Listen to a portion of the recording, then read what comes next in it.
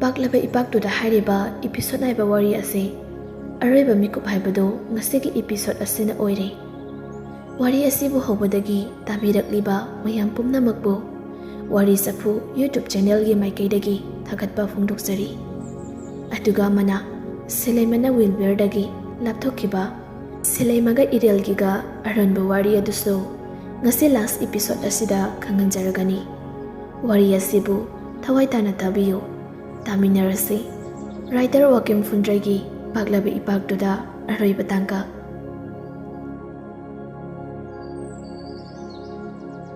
Samda Selaima chang ising saraktaba thani muksujalakli masadaso nongmagi sumasum sukpa henjilai.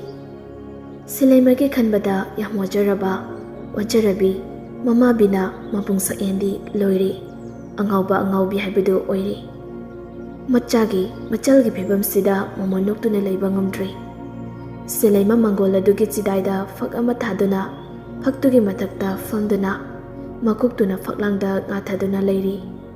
Tanjadada mama bina madi mabungsa en makuyanisu machalbu chak pijanaba haiduna sak isingado paiduna puthore. Bina machagi oithangba nakanduda famtharaktuna haire. Isa thoi ise sakse khara sathokna batausi.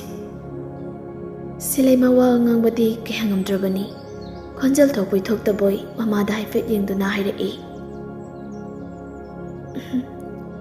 Chaningde ema sakhen machangi makukto tapna nanbiduna ichandombe kegino nangna sak chaningde hairdubo se chakse khara sathokna batausi.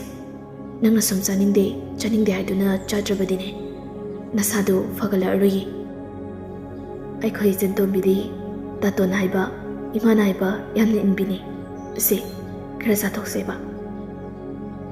Selaima mabungi wahedu tabada penjaba hemankibana milo pirang sintarei khonja niknik laktuna taton ima aina chaningda namdana chabado khanau siam kangi pannasu yam palle. Ima taton nakoi anigi minung sina yom labi aigi mabukse kaya adalay pagfagrabado nakoi anibo matangi mabuktaso aigi ima aigi taton paida adu magpangsaki ko. Kaple mamawi bimahagdu in mangamdri mabung makso. Bina machabu konsinbiduna kapna themjinbirei. Icha thoi kaino dang hairiba mayam sibo icha kaisu toroi. Mama aigi thanungdagi icha thoi bu setuna asiba ko walai mana putuna chatpa khakam loye. Se chakse khara satho imana nuksina inbiba chakse nang chakomse nang chararoi khalaboi chathoi. Kapli machawai bimadu Selaimagi maithongda sinthairakliba mitki piyadu taithokpiri nuksina mabung sakhen nuksinaduna ichandombia kapkano kaigi kaplino apang bisidi dangna dumaina tawraga imaga igadi karamda yingduna laigani se kapkano chakse khara sasiloba hidaguli chanaba. Asi haidana namduna chak adu kharadi pijakri. Chak tokpa loiraduna hidaguli sing adu pibiri. Bina mapira chena machabu amuktang nuksina yenglamduna imanglomda changkri. Sakhen machanupi Selaimada nofit tawna yengduna adunidana adamaina chardi masadu paradrase. Ichantombi ngihang putharamuko taton thaba inkhang kita tawrokhigiba. Selaima khomba ngamdraduna mangaktumang nomai hoi haibagi matagum. Sakhensu mathauda mai onsinkri. Selaima phaklang aduda ngathaduna puthari. Potharingay tansa aduda minmangdama misami kanagumlaba misak ama leplibagum taniklaba khonjalda hairaklammi.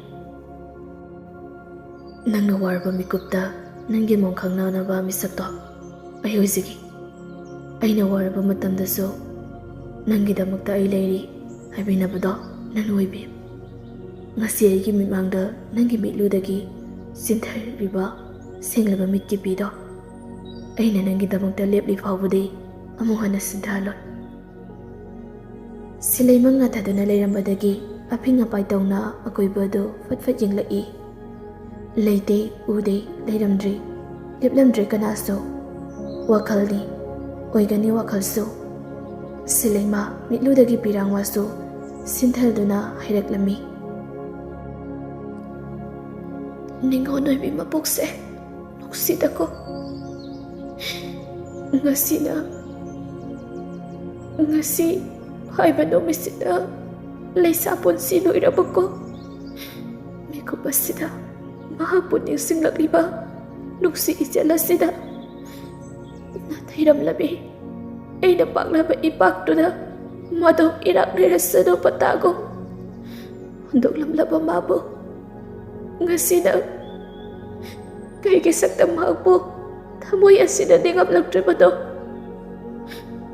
Tamoy nang lomlom chobi ni hai kini nang patasa wakal na tamoy mabo patawo.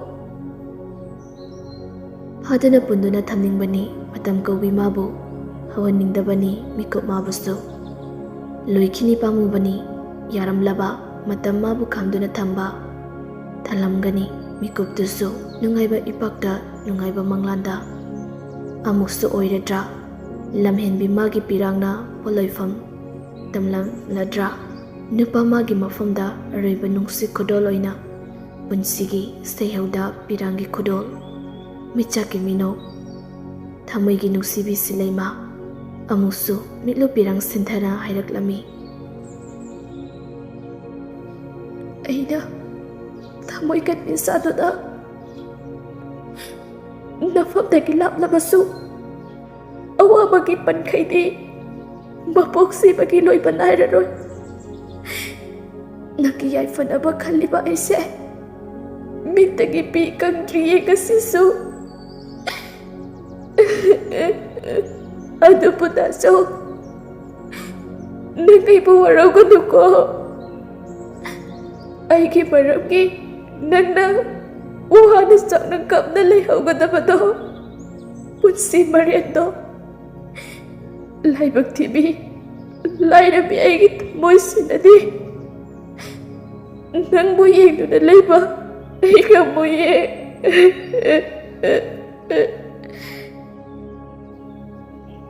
Samda Wilbur magi kagi safadada famduna leiri makutudasdo mamungta ngayoraba photo amasto pairi amukso mapira sena sena yengduna leiri. Thawaigi mabema thamoigi nuksibi thamoigi leirimbi magi saktambo Wilbur photo do yengna machinda tapna solai. Nanggi namino aduga aigi napira nangna aigi minok ne minok nangna tamkrabada punsise oikibane nokba kauraba maitho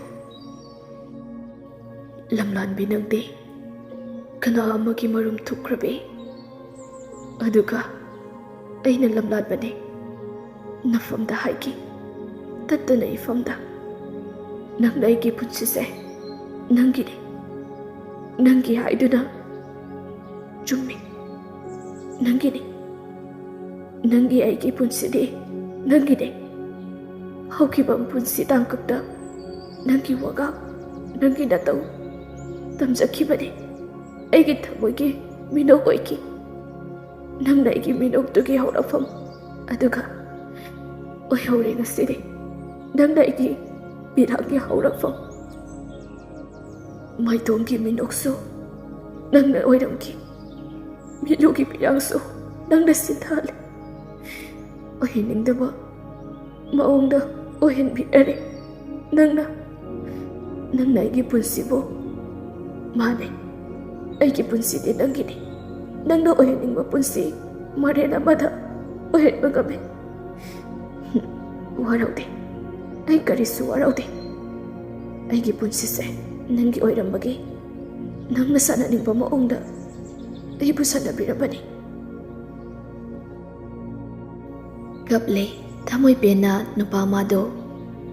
Nupa natabago. Karigidi kaploi. Nupa di nungsiba masak khangdabra, awaba masak khangdabra, maisa faudabra. Hawi, pamnamag nupa magi thamoy daso. Amukaso, kapna sonjay. Amang banogi mapaygom, manglamba, maaga. Chatkri, churakani kana, nongobi, manadi kaurangba, langtak na nangay sabagi. Awaba khangdo na layhuri. Awaba do, kokalaroidra. Nanggobi bagi kaurangba se. Wahang kaya ni hangliba pakum laytraba wahang haibado oikraba. Nupa magi thamoygi nungsiba wahi singado Wilber kaptuna layringay tanjaduda. Irel amadi maingaubi makoy anisu Wilbergi kagi thongado fathangdoktuna changlai. Wilber maithongna senthariba mitkipiado fatai thoki.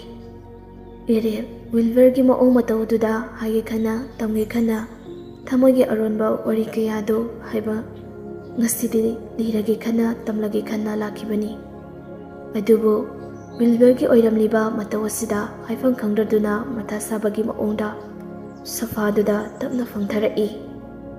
Wilber sauningbanadi mai haurabani. Adubu maingaubi yaubasida asawbagi maithongadu matang sadre haiduna matanda fathajaduna noksinaduna hairaklami. Irel maingaubi lai. Maingaubi mamayado khazik lukthaduna oida Wilber asti haiduna maingaubi Irelda mikhat ama tawsali. Irel bab taraduna kanarare kanawadu haiba horaklami. Bye. Ngasi aina ikai kita doktuna nangi nakta laklibase. Nangonda karigumba khara sindosage kana lakpani. Mutang sachadrabo. Mamanaba Irelgi waduda Wilber ngai adubu nokminu mitawna khumlai. Kari karamba samjin sajinba wanone. Nangna ingonda singdoktui waduba. Ayuni tasi. Irel Wilber da haifet yengduna tapna haira ami. Samjin sajinba wasunate. Thamoy amana penjanaba. Thawai amagi punsibu kanjanaba haiduna. Nangonda minamkiba. Arunba wari karale. Aigi wari sibo. Nangna taning haibasu ai khangi. Adubo asibo kawba magi kayata tadoraba. Thawai amana penjanaba. Nangondagi mateng loba laksabani. Bye. Salimado. Wado haiba loidringai Wilber khangsaw sagolai. Sofadudagi puk hawgalaktuna khonjeng kalapna. Yare ire. Magi wayodabadi makhamuk tarano. Nakoy anigi aron pasajatlisato. Mapan thonggi maitongda mami taraba sakpamdubo. Karamna sengdabani aigani. Ai thaningdi. Nangi magi aron wado makatarano. Yare. Nangsu ngasidagi aiga mari amata lainadrabani. Yare leng. Ai bonjana jin bisa lakta langsim birana. Nupa oina poklabaso nuksibagi kalaba mairida. Isa pumba may wairaklabada karamba nupadabu. Maisase khangduna momonoktuna legadi. Pendabagi kolawni thamoy masit kayan thokna kairaba nupagi thamoydagi thorokpa pakumni. Wilber wai kharado haiduna miludagi pirang sindhari. Irelsu mapira sena makuta pairiba nuksibidari edo tapna nauthoroktuna hairaklami. Bye. Logo lana sukhanko lamhenbeni haina sukhalo. Adubu aiga silemaga lainariba aronba sajatudi mabung machalamagi aronba sajani. Mapan thongda nuksibage saklo lobani. Manungdadi khaduna thamli. Lanba ngamlaroidaba palama khaduna thamlibani ngasisu. Achetpa sambal adubu nangna lana lawrubaso lawjako. Silaimade nangbu thamoi singna nuksijabani. Magi thamoida nangna tapa kanagisu nuksiba mi tadribani ngasisu. Irelgi wadu phathatuna karimnara hairaklami. Nuksibadunara mapan thongda ibu nuksiba saduna thamoida nangi saktam latuna thamlibado. Hayu nemta nangso. Irolso achumbagidamaktadi kanasu kide. Makuta khulai paida lanbungda lan yaujaba ngamliba amani. Aduna Irel kapli wahadu makha taraklami. Wari, nang nuksibagidamagta ikoi anina lawkiba sakloni. Magi punsina kabuthakta tangoi tana mangkhrabasu nangi punsidi mahaningde khana lawkiba sakloni. Adubu magi kongfamdi budget ama pawu hongdriye nangidamagta leblibani ngasisu bai. Bai, kaigino nangna ibu asuk yamna thajabidrisibo. Bai, ai ngasi nangona amata lolarai. Tasingna hairabada nangi thamoigi nuksibi thawaigi mabeba silaimadi aikoi mayambu thadokuna chatkigadauba ingaiduna leirabane. Wahada tabada wilber asawadu fathaduna mamanaba Irelgi makut sagadadu nomduna. Irel, kaino nangna ngasi aingoda hairi meyamsibo. Se, amukta mari chumna hayo. Se Irel, hayo ba? Irel kapli lala tawna. Bai, silaimado lungge sarna daraba bisakni bai. Irelgi waduda wilberdu miludagi pirang sinthagiba khangnude. Sofa aduda famtharakhi. Wakal tarang chetna yingba amada tomina yingduna leiri. Maingau biso hihik launa kapli. Irel wilbergi yet thangba makutu tapna paiduna diary adu piri. Wilber diary adu tapna lauduna yingli. Irel noksinaduna. Masigi diary se nang ningsingbra yengo. Nang bipena yengo. Thamoy anigi marakta singliba. Kaina lani yedu. Kanana singkibano. Kanana lanbado. Nang nasin pena pacho. Wilber nang haurari matagum diary adu fakakduna yengli. Mga subalay may aduda tapna machinda parai. Ayuki matamni silema laiduk thangmay katpaloy aduna chakomda changlakduna chaloli. Mama binasto changlakduna ensang semli.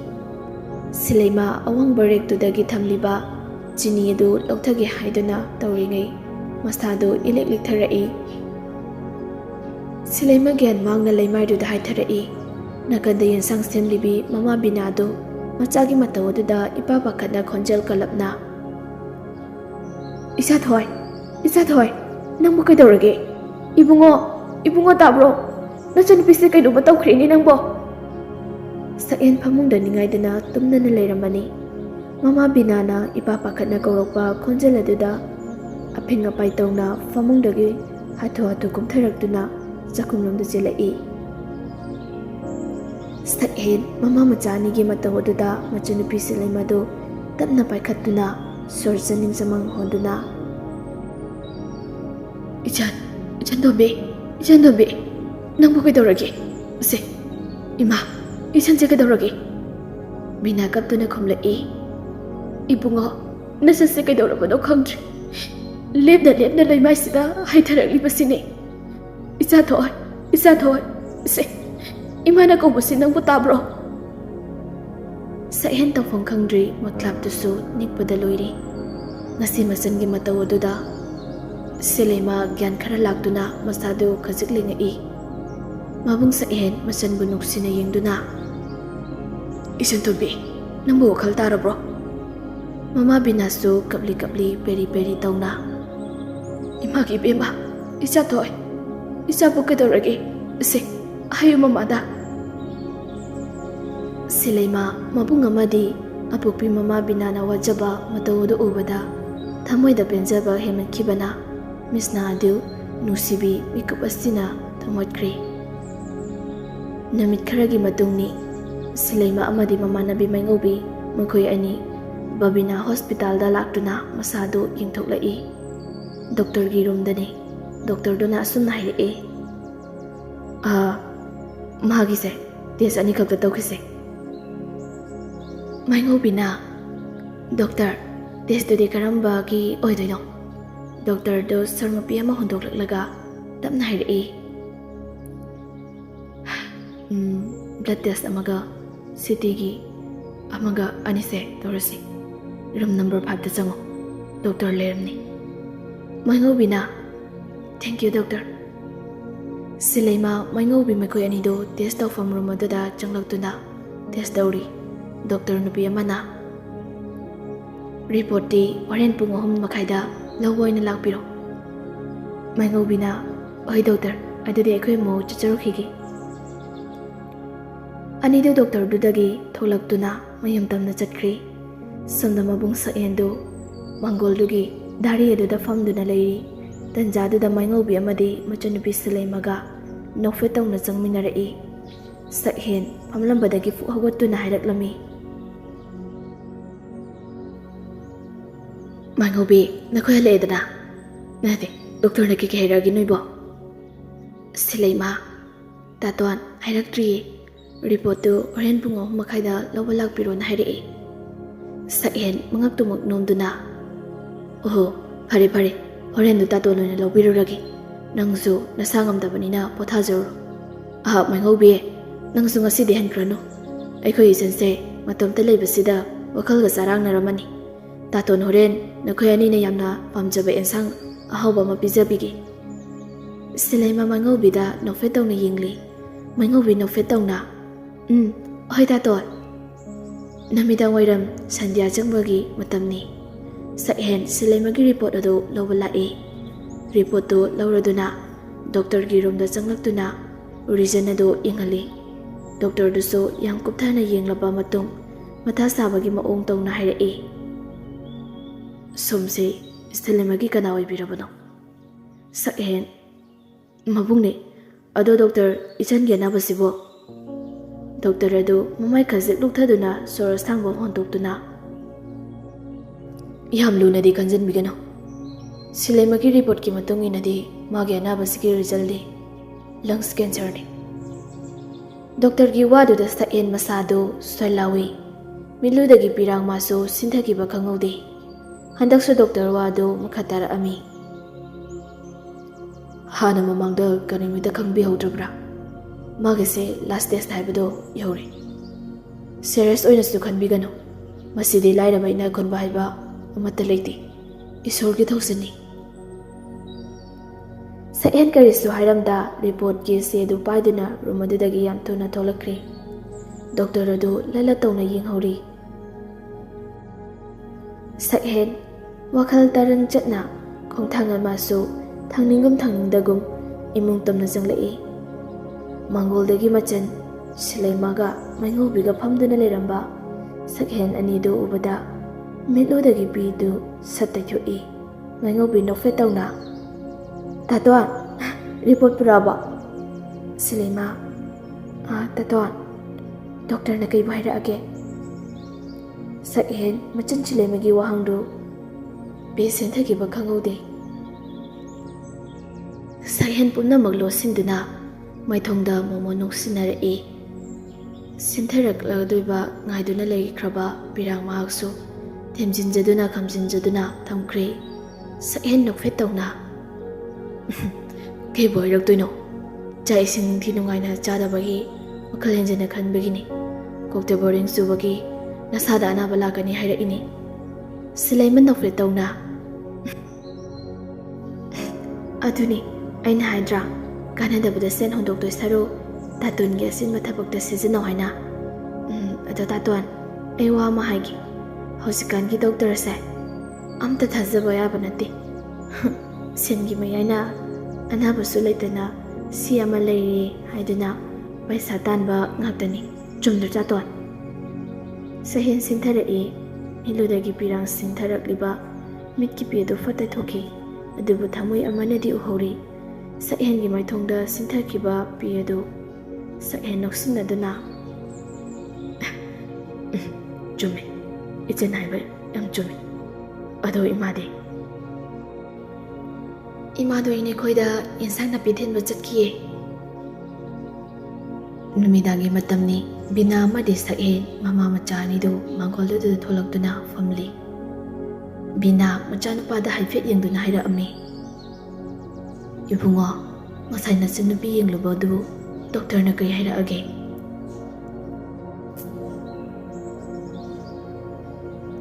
mama macha anina wari sanarengai tanjadada machanupi selaimado thoklaki tholake tauringai thongjinaduda lamduna sanariba warising ado tatholage khanna laikre sakhe mamada lat yengduna sintharaklanu haiduna themjinba ngamje pirang mahakso sinthare anam kan matawgom sakhe mama binada yengduna tapna hairaklami ima question ki laibak sebo nong tamba bada kari bu tampiram liban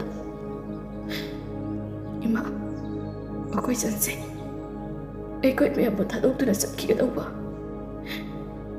matam ngai tu na leirami ima wahai du hairaga makha ta bangamda mamay adu lokthaduna hi launa kaptuna leikri sakhen gi wadu da thongjinda lumdana taribi nupidu su tarduna milu pirang sintharakli mama bina ipa pakatna wadu hangluklami ibungo kaina nang hari dubo se imada mayek singayo idorage isa thoisi ke dore habino seba hayu haibani bungo sahen mama ki makutu kudang adu chena paisin biduna ima akoi sense lungs cancer na darame doctor na last test yauri hairami silema ay lungs cancer bina kari haiba isa toibo lungs cancer ibungo yaro ma ay ki thanong dagi isa toibo setuna pukiba yaro isa bo mukta kalasi kaple pene kaple mama ibi mahakdo sirai masu thamoi sokna kaple saken khonjan inik nikai mama binada yengduna ima wapam se ai koi sanda tan bayate ko kari gamba isa na kankrabati ai koi ba bada soidana warau khini hiba khangma ngamdri aroiba mikapna yausilaklabada thamoi magi maichaksu tapna hengalai maisatugi marakta miki pimasu mathau ama hapiri thamoi hongi marakta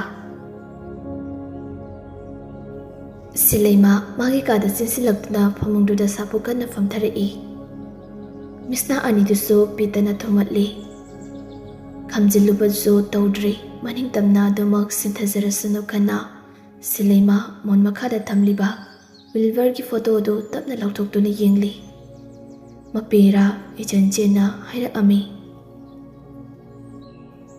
dajo nangki thamoi ki nuksibi thawai ki babe ba ise ngasidi lungs cancer ai balai aduna ai thawai bu mana puduna chalagi thorangli dajo nangai bo asiba ko magi khayatagi kalarodro se hayoba nangai bu kalarodro dajo nang khumlarodro pare khumlurada panchi chupagi oina wanga sigi pa khum pibirado adu bu dajo nangai bu de waro kana ko ꯑꯩꯒꯤ ꯄꯨꯟꯁꯤꯁꯤꯗ ꯑꯍꯥꯡꯂ ꯃꯥꯂꯪ ꯑꯇꯤꯌꯥꯗ ꯇꯤꯟꯈ꯭ꯔꯕꯁꯨ ꯅꯪꯒꯤ ꯄꯨꯟꯁꯤꯗꯤ ꯅꯨꯡꯉꯥꯏ ꯌꯥꯏꯐꯕ ꯇꯧꯔꯣꯀꯣ. ꯅꯪꯒꯤ ꯌꯥꯏꯐꯅꯕ ꯈꯟꯕꯗ ꯑꯩꯒꯤꯁꯨ ꯁꯔꯨꯛꯅꯤ. ꯗꯥꯆꯥꯎ, ꯅꯪꯕꯨ ꯅꯨꯡꯁꯤꯗ ꯑꯩ ꯅꯨꯡꯁꯤꯗꯕ ꯁꯥꯔꯒꯦꯀꯣ.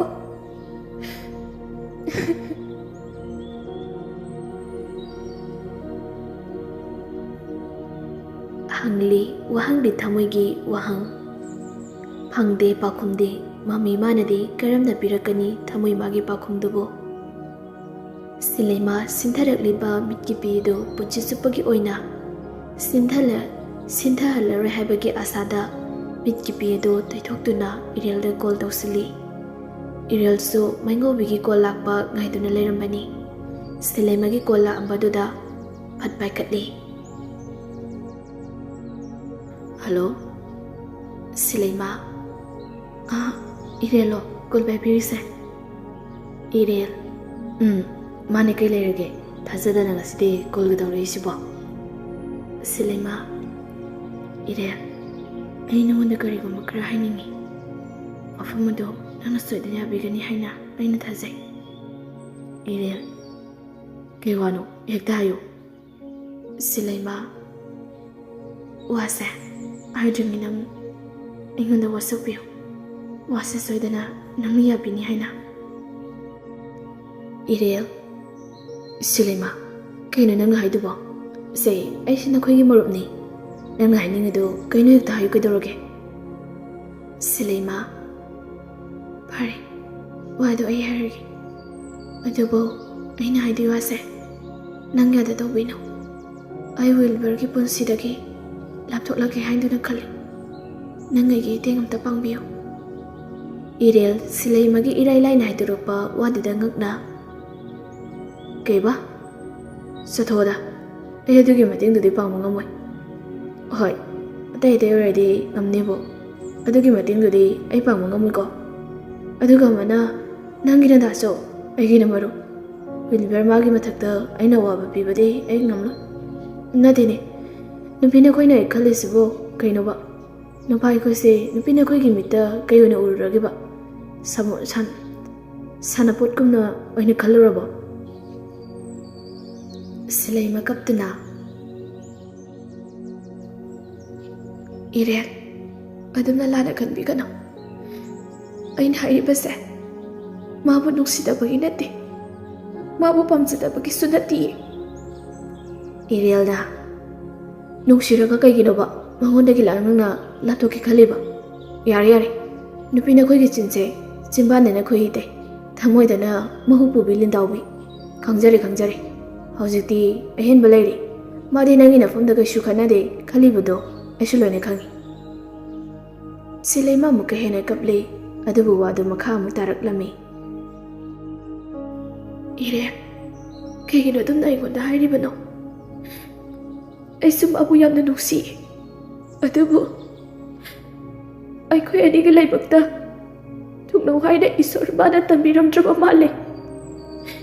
ꯏꯔꯦꯜ, ꯅꯪꯅ ꯑꯗꯨꯝꯅ ꯂꯥꯟꯅ ꯂꯧꯗꯣꯏ ꯑꯣꯏꯔꯒꯗꯤ ꯑꯩ ꯋꯥꯁꯦ ꯍꯥꯏꯔꯒꯦ. ꯏꯔꯦꯜ,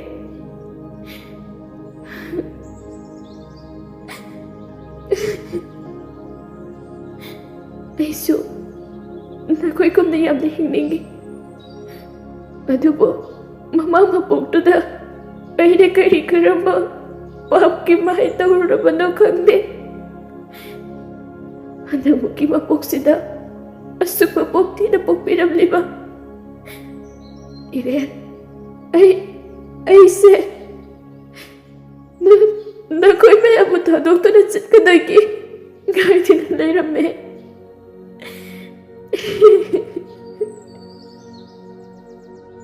ꯉꯁꯥꯏ ꯃꯈꯩ ꯃꯊꯪ ꯃꯔꯝ ꯆꯥꯗ ꯄꯪꯁꯥꯎꯗ ꯁꯥꯎꯒꯠꯇꯨꯅ ꯂꯩꯔꯝꯕ ꯅꯨꯄꯥꯗꯨꯁꯨ ꯁꯤꯂꯩꯃꯒꯤ ꯋꯥꯁꯤꯡꯗꯨ ꯉꯛꯅ ꯍꯪꯂꯛꯂꯝꯃꯤ. ꯁꯤꯂꯩꯃ, ꯀꯩꯅꯣ ꯅꯪꯅ ꯍꯥꯏꯔꯤ ꯃꯌꯥꯝꯁꯤꯕꯣ?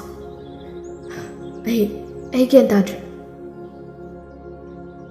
ꯁꯤꯂꯩꯃ, ꯏꯔꯦꯜ, ꯑꯩꯁꯦ ꯂꯪꯁ ꯀꯦꯟꯁꯔꯅ ꯅꯥꯔꯝꯃꯤꯅꯦ. ꯍꯧꯖꯤꯛꯇꯤ ꯀꯅꯥꯃꯠꯇꯅ ꯑꯩꯒꯤ ꯄꯨꯟꯁꯤꯕꯨ ꯀꯟꯕ ꯉꯝꯂꯔꯣꯏꯌꯦ. ꯈꯜꯂꯤꯕꯒꯤ ꯃꯤꯀꯨꯞꯇꯣ ꯉꯁꯤꯗꯤ ꯌꯧꯔꯦ.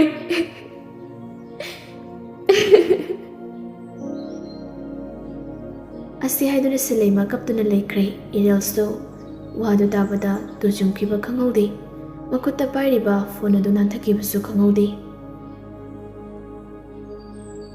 ꯋꯤꯜꯕꯔ ꯅꯨꯡꯁꯤꯕꯤ ꯗꯥꯏꯔꯤ ꯑꯗꯨ ꯃꯥꯒꯤ ꯊꯃꯣꯏꯒꯤ ꯅꯨꯡꯁꯤꯕꯤ ꯊꯋꯥꯏꯒꯤ ꯃꯕꯦꯝꯃꯅ ꯏꯔꯝꯂꯤꯕ ꯊꯃꯣꯏꯒꯤ ꯋꯥꯔꯣꯜꯁꯤꯡ ꯑꯗꯨ ꯄꯥꯕ ꯂꯣꯏꯔꯗꯨꯅ ꯗꯥꯏꯔꯤ ꯑꯗꯨ ꯐꯠ ꯈꯨꯝꯖꯤꯟꯗꯨꯅ ꯃꯄꯤꯔꯥ ꯆꯦꯅ ꯇꯦꯕꯜꯗꯨꯗ ꯊꯝꯂꯤ.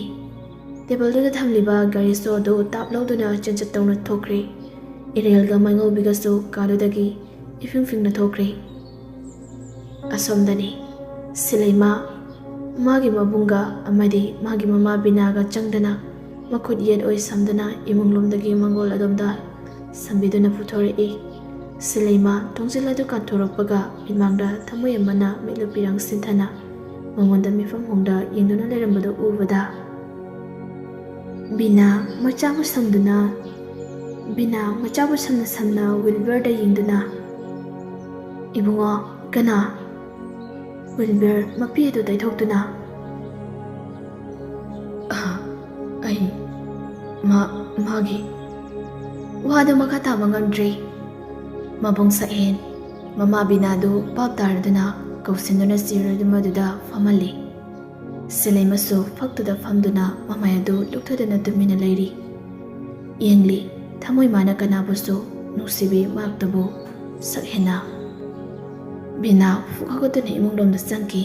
ꯋꯤꯜꯕꯔ ꯁꯤꯂꯩꯃꯅ ꯐꯝꯂꯤꯕ ꯑꯗꯣꯝꯗ ꯈꯖꯤꯛ ꯆꯪꯁꯤꯟꯗꯨꯅ ꯃꯤꯠꯂꯨꯄꯤꯔꯥꯡ ꯏꯍꯧꯅ "ꯕꯦꯝ, ꯀꯩꯅꯣ ꯅꯪꯅ ꯉꯁꯤ ꯇꯧꯔꯝꯂꯤꯕꯁꯦ? ꯍꯥꯏꯌꯨ ꯕꯦꯝ, ꯑꯁꯨꯛ ꯀꯨꯏꯕ ꯃꯇꯝꯁꯦ ꯅꯪ ꯑꯩꯉꯣꯟꯗ ꯀꯔꯤꯒꯤ ꯊꯃꯣꯏꯒꯤ ꯑꯔꯣꯟꯕ ꯋꯥꯍꯩꯁꯤꯡ ꯑꯁꯤ ꯂꯣꯠꯇꯨꯅ ꯊꯝꯂꯤꯕꯅꯣ? ꯅꯪꯒꯤ ꯊꯃꯣꯏ ꯃꯁꯛ ꯈꯪꯂꯨꯗꯕ ꯑꯩꯁꯦ ꯑꯩꯒꯤ ꯕꯦꯝꯗ ꯌꯥꯝꯅ ꯂꯥꯟꯈ꯭ꯔꯦ.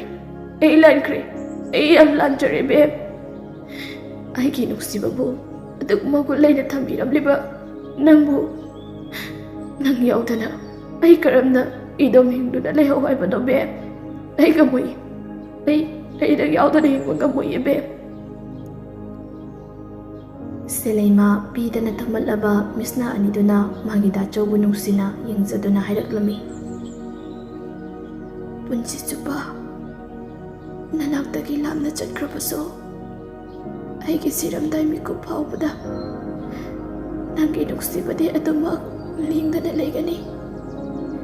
ꯑꯩꯒꯤ ꯊꯃꯣꯏ ꯅꯨꯡꯁꯤꯗ ꯅꯪꯒꯤ ꯅꯨꯡꯁꯤꯕꯕꯨ ꯑꯗꯨꯃꯛ ꯄꯨꯗꯨꯅ ꯆꯠꯂꯅꯤ." ꯋꯥꯍꯩꯗꯨ ꯍꯥꯏꯅ ꯀꯞꯆꯔꯤ. ꯋꯤꯜꯕꯔꯁꯨ ꯂꯦꯞꯄ ꯂꯩꯇ ꯁꯤꯟꯊꯔꯤ ꯃꯤꯠꯀꯤ ꯄꯤꯗꯨꯁꯨ. ꯁꯤꯂꯩꯃ ꯁꯣꯔ ꯑꯗꯨ ꯋꯥꯡꯅ ꯍꯣꯟꯗꯨꯅ ꯌꯥꯝ ꯋꯥꯅ ꯋꯥꯍꯩ ꯈꯔ ꯍꯥꯏꯔꯝꯂꯝꯃꯤ. "ꯗꯥꯆꯧ, ꯀꯔꯤꯒꯨꯝꯕ ꯃꯤꯀꯨꯞꯁꯤꯗ ꯑꯩꯅ ꯇꯥꯏꯕꯪꯄꯥꯟꯁꯤꯕꯨ ꯊꯥꯗꯣꯛꯇꯨꯅ ꯆꯠꯈꯤꯕ ꯇꯥꯔꯕ ꯅꯪ ꯑꯩꯕꯨ ꯅꯤꯡꯁꯤꯡꯗꯨꯅ ꯂꯩꯒꯅꯨꯀꯣ. ꯑꯩꯒꯤ ꯊꯋꯥꯏꯁꯤꯅ ꯂꯩꯔꯝꯂꯦꯟꯗꯒꯤ ꯅꯪꯒꯤ ꯃꯩꯆꯥꯛꯇꯨꯕꯨ ꯌꯥꯝ ꯋꯥꯅ ꯌꯦꯡꯗꯨꯅ ꯂꯩꯒꯅꯤ. ꯗꯥꯆꯧ, ꯑꯔꯣꯏꯕ ꯑꯣꯏꯅ ꯍꯥꯏꯖꯔꯤ. ꯅꯪ ꯑꯩꯕꯨ ꯀꯥꯎꯊꯣꯛꯂꯣ. ꯄꯨꯛꯅꯤꯡꯅ ꯈꯣꯏꯗꯥꯖꯕꯤ ꯅꯨꯄꯤ ꯑꯃꯒ ꯂꯨꯍꯣꯡꯗꯨꯅ ꯅꯨꯡꯉꯥꯏ ꯌꯥꯏꯐꯅ ꯄꯥꯟꯕ ꯑꯣꯏꯌꯨꯀꯣ." ꯋꯥꯍꯩ ꯑꯗꯨꯅ ꯂꯣꯏꯈ꯭ꯔꯤ. ꯄꯨꯝꯅꯃꯛ ꯅꯨꯡꯁꯤꯕꯒꯤ ꯆꯦꯕꯥꯡꯁꯨ ꯄꯨꯗꯨꯅ ꯆꯠꯈ꯭ꯔꯤ. ꯑꯁꯤꯕ ꯀꯧꯕ ꯃꯥꯒꯤ ꯀꯨꯌꯥꯠꯇ ꯎꯝꯗꯨꯅ ꯄꯨꯕꯤꯈ꯭ꯔꯤ. ꯅꯨꯡꯁꯤꯕꯤ ꯂꯥꯏꯔꯦꯝꯕꯤ ꯃꯥꯕꯨ. ꯁꯤꯂꯩꯃ ꯃꯤꯠꯂꯨ ꯑꯅꯤꯗꯨꯅ ꯅꯨꯡꯁꯤꯅ ꯃꯥꯒꯤ ꯗꯥꯆꯧꯗ ꯌꯥꯝꯅ ꯃꯨꯟꯅ ꯌꯦꯡꯂꯤ. ꯋꯤꯜꯕꯔꯁꯨ ꯃꯄꯤ ꯔꯥꯖꯦꯅ ꯁꯤꯂꯩꯃꯒꯤ ꯃꯈꯨꯠꯇꯨ ꯄꯥꯏꯗꯨꯅ ꯈꯖꯤꯛ ꯂꯦꯡꯉꯨꯕꯅꯤ. ꯂꯩꯃꯥꯏꯗ ꯈꯪꯍꯥꯏ ꯍꯥꯏꯊꯔꯛꯏ. ꯋꯤꯜꯕꯔ ꯈꯣꯟꯖꯦꯜ ꯀꯜꯂꯞ ꯇꯧꯅ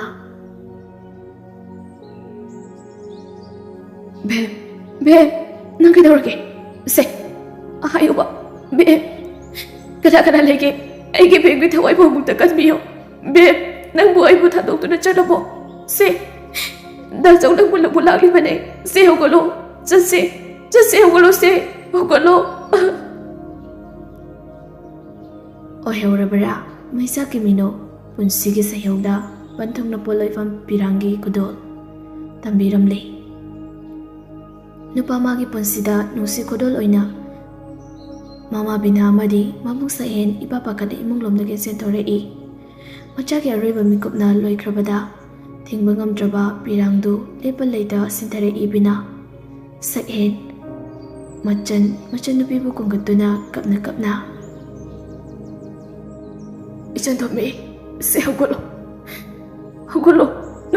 nang tasawna ko bisi tadrabo ai koi Mayambu waroduna chatkre ichan mo amukta khabiyo ima ichan thomi se icha thoida namai bu waroduna chalapro se hayo namai bu waroduna chalapro henong naba nahaki karamba changingno lukrabi mama aigi ifamda tawriba chaying sibo ichan dobe nangbu yamno arabrane nangbu punsi chupagi watarage kada ushan kraba ichan gimilu anise ichan dobe nangi nabung ebu warogoduko nabung ne ichan bu khanbanga maudre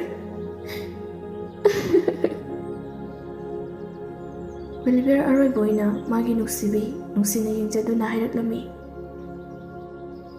be aikino adu wakulaida aigi nuksibabu pokhibado aigi nuksibabu dachao nang yaudani hingba kabuye be nuksiye aina puyam nuksiye nangdi aigi thawai ki babemne Tamoy ki nuksibine pumtabag nang tada ihele ka na nang mutamoy sa ina nuksisabate nang di aigit tamoy ki layramine be paklaba epaktuda nang mo tiyang narubagi unsigi aroy masayaw sina nuksi kudoloy na pirambani may saki mino pirangi kudol